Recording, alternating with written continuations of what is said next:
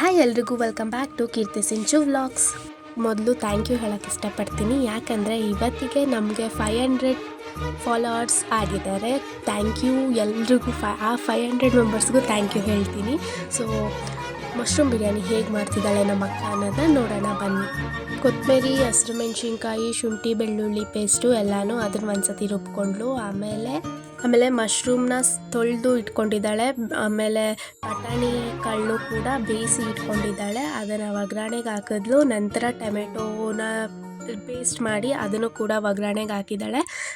ಇವಾಗ ರುಚಿಗೆ ತಕ್ಕಷ್ಟು ಉಪ್ಪು ಮತ್ತು ಏನೇನು ಅಡುಗೆ ಐಟಮ್ಸ್ ಇದೆ, ಅಚ್ಕಾರದ ಪುಡಿ, ಧನಿಯಾ ಪುಡಿ ಮತ್ತು ಮಟನ್ ಪುಡಿ ಆರ್ ಚಿಕನ್ ಪುಡಿ, ನಿಮ್ಗೆ ಯಾವ್ದು ಇಷ್ಟೋ ಅದನ್ನು ಹಾಕೋಬೋದು.